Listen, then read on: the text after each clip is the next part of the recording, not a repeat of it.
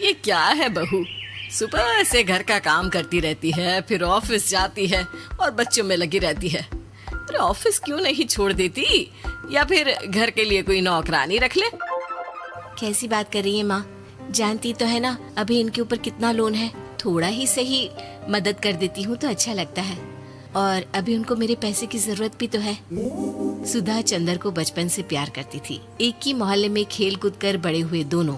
जहाँ सुधा संपन्न परिवार से थी तो वहीं चंदर का परिवार आर्थिक परेशानियों से जूझता ही रहा। लेकिन सुधा की जिद के आगे किसी की नहीं चली। सुधा, कल ऑफिस जल्दी जाना है और 2 दिन के लिए गुजरात ऑफिस के काम से भी जाना होगा। अरे कैसी बात कर रहा है बेटा, बहू को अगले महीने बच्चा होने वाला है, इस वक्त तो उसके साथ रहे। अरे कोई बात नहीं ना माँ, उनको जरूरी काम होगा, वरना मेरा चंदर ऐसे वक्त में मुझे छोड़कर कभी नहीं जाता। चंदर सुबह घर से निकलता तो आधी रात को घर में घुसता, वो भी शराब के नशे में। चंदर की माँ उसे खूब समझाती। अरे माँ, देख रही हो ना कितना कर्जा है सर पर, काम करना पड़ता है, दिन रात काम नहीं करूँगा तो घर कैसे चलेगा। अरे लेकिन बहू को भी तो देख लिया कर, इस हालत में भी घर का बाहर का सारा काम करती है।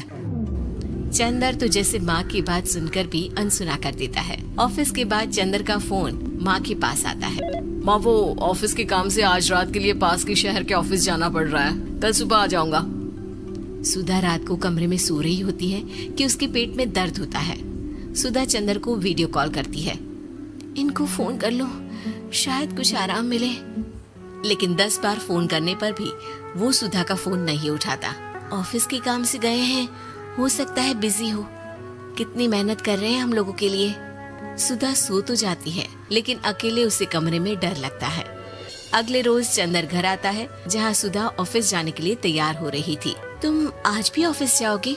कल रात भर तो ड्यूटी की है, थक जाओगे, छुट्टी ले लो ना। अरे नहीं नहीं, कैसी बात कर रही हो, ये तो पॉसिबल ही नहीं है। अच्छा रुको, मैं जल्दी से तुम्हारा खाना और नाश्ता बना देती हूँ। बेचारी सुधा ऑफिस जाना छोड़कर लग जाती है पति के लिए खाना बनाने, उसके कपड़े प्रेस करने और जरूरत का सामान मुहैया कराने के लिए।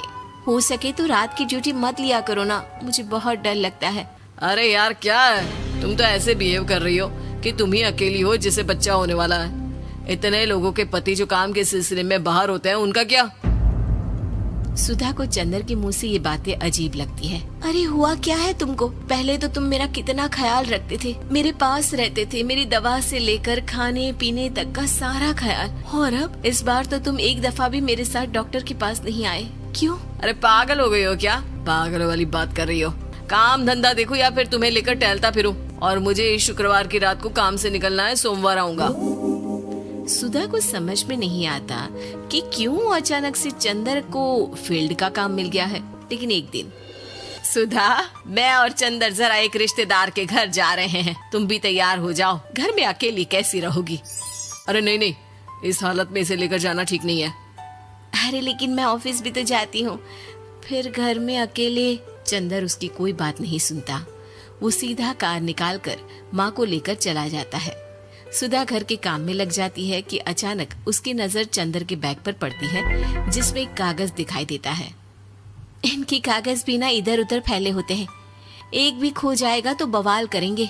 लेकिन जैसे ही सुधा वो कागज खोलकर देखती है तो वो सदमे में आ जाती है। दरअसल वो कागज नहीं, बल्कि चंदर और उसके ऑफिस में काम करने वाली लड़की चांदनी की गोवा की टिकट होती है। सुधा चंदर के बैग को खोलकर देखती है तो उसे होटल के बिल से लेकर महंगे गिफ्ट्स और दूसरे शहरों के टिकट मिलते हैं। सुधा को समझते देर नहीं लगती कि उसका पति किसी और लड़की के साथ है। चंदर के आने पर सुधा उससे बात करती है।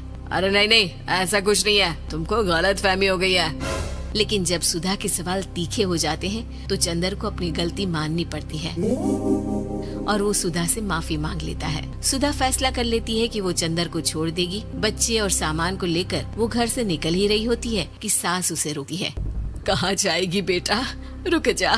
चंदर को सुधा का जाना खल नहीं रहा था। वो झूठे मुंह भी उसे रोकने की कोशिश ही नहीं कर रहा था। सुधा चंदर को देखती है और मायके चली जाती है। मायके में माँ कहती है, अरे ऐसे कैसे घर छोड़कर आ गई? कौन सा चंदर तुझे छोड़ रहा था? माफी तो मांग ली थी ना।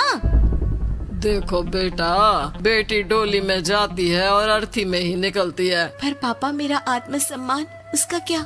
आपने मुझे पढ़ाया लिखाया है, इस लायक बनाया कि मैं खुद का खर्चा उठा सकूं, बेटी को पढ़ा सकूं, एक अच्छा जीवन पाऊं।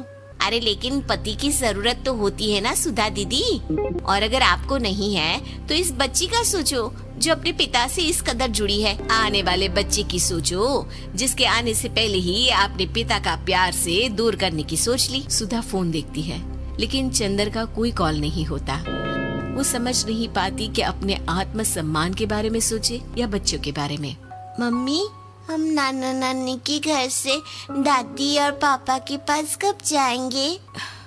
नहीं जाएंगे बेटा, अब यहीं रहेंगे। नहीं मम्मी, मैं पापा के पास जाऊंगी, मुझे दादी के साथ रहना है। और मेरे साथ? हाँ, आपके साथ भी तो, सबके साथ माँ। देखो सुधा दीदी, आपके सर पर पिता का साया होना जरूरी होता है। अपने घमंड के लिए पिता और बेटी को अलग मत करो। सुधा अब सामान उठाकर अपने ससुराल जाने लगती है, लेकिन मन में सवाल रह जाता है कि जिसे दुनिया घमंड समझ रही है वो उसका आत्मसम्मान था।